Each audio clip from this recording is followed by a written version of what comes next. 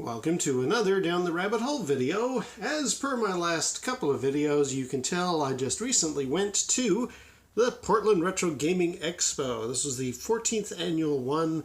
Just spent the one day on Saturday, had a heck of a lot of fun. This is the pickups. It's there's not that many items, but interestingly, almost everything here has a bit of a story, so let's get into it. So the first item I got was Mario Kart for the Wii, which cost me 17 bucks. Now you're probably wondering, why would you get Mario Kart for the Wii, and why would you spend 17 bucks on this thing? Well, it may not be hugely well known everywhere, but there is actually a way to play a lot of Wii games online multiplayer again for free. There's been an interesting homebrew / hack thing that's been going around. It doesn't require any modifying of your Wii at all, but you can actually play games online, and I'll probably do a video about it. You can search and find it yourself. Haven't had too much success, but I think that's because I don't have Mario Kart. I've got a bunch of other games like Tatsunoko vs. Capcom, but I haven't actually joined any online games. Now, the thing I found out for Mario Kart Wii is if you intend to play this on their network, because it is a hosted network, you need to kind of launch the game and then wait about a week. I guess they register who you are so you're not just some sort of spam bot or hacker or whatever, and then you can play Mario Kart online for, about a week later. My theory is maybe I need this in order to kind of register my account, for lack of a better description, and then things like Tatsunoko vs. Capcom and various other multiplayer games I have on the Wii will start working. I don't know. We'll find out. I'll do a video about it. But anyway, I think also because of this new network that allows people to play, Mario Kart Wii seems to be holding its value, and if not going up. As I say, I spent 17 bucks on it. I saw it for 25 or even 30 at the show floor. So this was the cheapest copy I could find. And I don't think it's ever going to go up, I don't think it's ever going to go down in value. Anyway, Mario Kart for the Wii. Next, I got SD Gundam Over Galaxian, a Japanese PlayStation 1 game. There's a couple of PlayStation 1 Japanese imports that I'm dying to find, and I have not had much success. I was rooting through the bin that this guy had. This was $10. And I was asking the guy, hey, have you got these other two titles that are kind of my Easter egg, or my final purchases I want to get for the PlayStation 1? He said no, but he did have SD Gundam Over Galaxian, which I've heard good things about, so I got that one. Got a few little handheld games. So one of them is Lock and Chase for the original Game Boy. Hadn't really intended on buying this, but I was going through some hidden gem type videos, and what's really nice about Lock and Chase for the Game Boy is it's kind of like Pac-Man on steroids with power-ups and stuff. It's a little bit Pac-Man, almost Pac-Man Championship Edition for the Game Boy. I've given this a try. It's actually a lot of fun, so I've got that one. The next one is also a bit of a story. I got Adventure for the Atari 2600, and specifically I got this plain label version. Now, why did I buy this? I got Home Run at the Vancouver Retro Gaming Expo because that was a game that I had paid top dollar for back in the day, and it has kind of some significance or importance or history for me. So does Adventure, which I'm going to do a video about someday. So I've been wanting to get myself a copy of Adventure, and now I've got one. Only problem is, this one's got somebody's name on it. Evan Shimano? Yeah, he's scribbled his name on there, and I wasn't going to get this. How much was this? This was 12 bucks. And I thought, well, 12 bucks for something that somebody's written their name on in some kind of bright silvery pen, man. I'm not gonna bother with that. Then I saw the really, really nice copy of Adventure that has the picture label with the two dragons and stuff, and that was going for, I think, almost 20. And I thought, well, that's a little better. And then I noticed right in the center of it, somebody had, once again, scribbled their initials in black Jiffy marker. So I was like, all right, well, I'm not getting that then.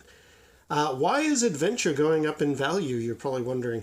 You can thank Ready Player One for that. The Adventure cartridge has an important part of the plot line, both in the book and in the film, and because of that, Adventure as a cartridge has been going up in value for people. And I knew that going in. I thought, well, if I'm going to get Adventure, I know I'm going to be paying a bit more for it. And when I saw the nice one with the picture label, I thought, okay, I'll do that. Then I saw the person had scribbled their initials in Jiffy markers, so I thought, no, I don't want to get a spoiled one. Then I know I'm talking higher value. If I'm going to get one that's in pristine condition, forget it. So I settled on this, the silver label, or it's not the silver label, the plain label, because actually this is the one that I had back in the day. I actually played Adventure with the basic non-picture label on it. And I'm thinking, I'll probably do a video about this, there's got to be a way to take that off there, right? Like there's all these kinds of restoration, maintenance, collector videos where they show how to get rid of gunk. I'm going to see if I can use like paint thinner or acetone or something. I'll do a video. I'll see if I can take Evan's name off there. Sorry, Evan, if you're watching, but I want this to be my Adventure cartridge, which it's not, but I want it to replicate what I had back in the day, and I didn't have your name on mine, so I'm going to see if I can take that off. Anyway, that's why I got Adventure. Outside of the world of gaming, I actually got myself a belt. I've seen these at various events. The authentic seat belt, where it's, it's a belt that looks like a seat belt. And this is a nice R2-D2 one that I've seen these at a lot of events like Fan Expo and stuff, and they always have anime characters or like dopey, teddy bear stuff, cutesy things that I'm not into. But when I saw the R2-D2 one, I thought, yeah, you know what? That's a nice design for a belt. I'm going to actually wear this. And I did ask, I think, does it have the price? It doesn't have the price, but it says here it's it'll fit 24 to 38 inch waist. And I said to the guy, hey, I'm I'm not 20 anymore. Is this going to fit me? And he actually unraveled the whole thing for me and showed me, yes, this will definitely fit you. It's quite a large belt. So, yeah, I got myself a seat belt. And next up, we got Judge Dredd for the Super NES for $15. What's that doing there? Here's one with an interesting story. There was a stack of these Game Boy Advance cartridges sitting on the corner of a table, and they've got the Superman logo on them, and somebody walked up and said, why is there a whole pile of these just sitting there on your table?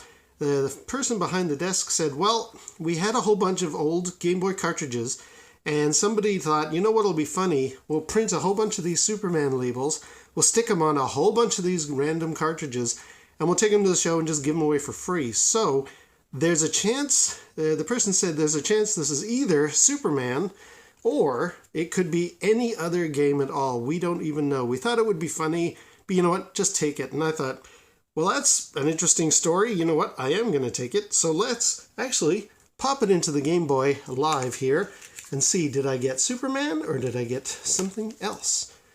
Drum roll.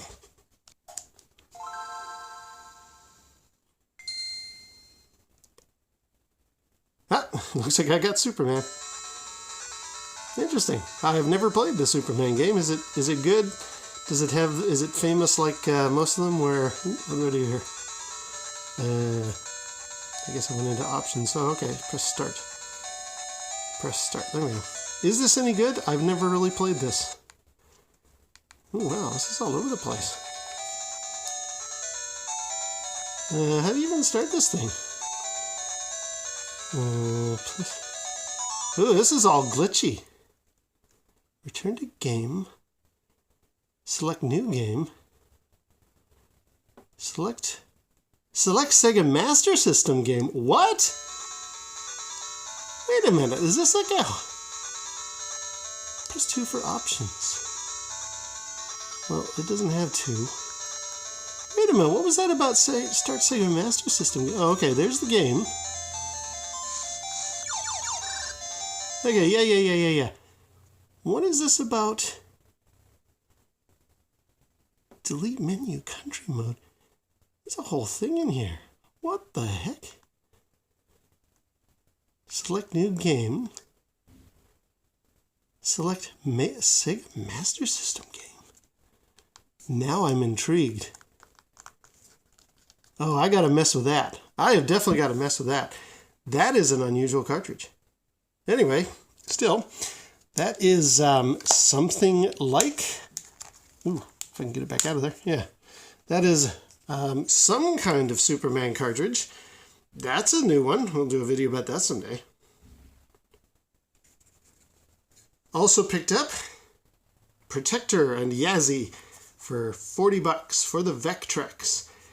This is one I've been looking for a while. Now, you're probably wondering, wait a minute. First of all, what's Yazzie? That stands for Yet Another Space Invaders. So it's Protector, which is like Defender, and Space Invaders together on one cartridge. Now, you're thinking to yourself, wait a minute, you've got a Flash cartridge. You can play any Vectrex game you want. Why do you want to get this on a cartridge? Well, a couple of years ago, Willie from Arcade USA, he actually had a podcast for the Vectrex. And on it, they spent a whole episode talking about Protector/Yazzie as a cartridge. And what they said always stuck out to me. They said this one actually holds on to your high scores. I guess it's got some kind of battery backup where it writes the information in there. I don't know how that works. So I'm going to fire this up in the Vectrex at some point very soon and see what the high scores are on it, and can I beat any of them. And just a couple to go.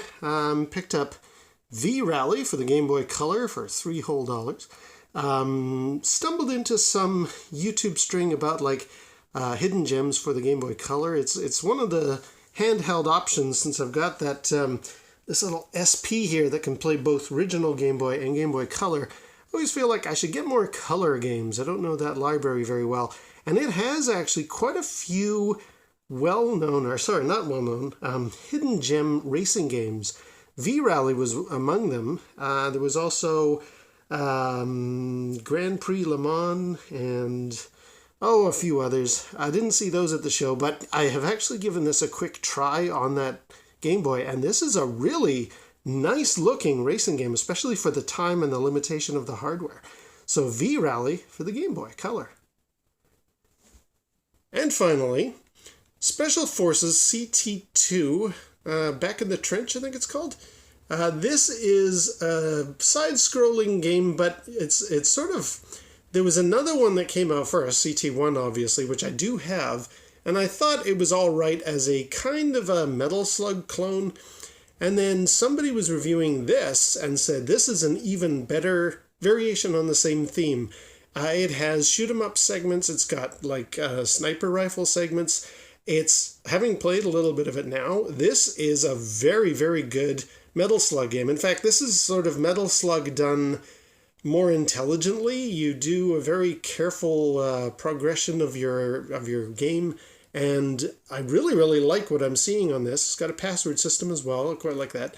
So very, very happy to have finally found this. I think this was, no price tag here. The guy had to look it up. I think this is one of the rarer ones, and I have heard that Metal Slug is even rarer still, so probably expensive. I think this was $20, $18. Anyway, it wasn't cheap, but you know what? It's definitely worth every penny. And there we have it. There are my pickups from the Portland Retro Gaming Expo 2019. Really, really enjoyed myself. Maybe I've got some friends who have voiced an interest in joining me next time, so if they do, that's going to be quite a fun little trip, I would say. But for now, I'm very happy with what I've got, and until next time, we'll see you down the rabbit hole.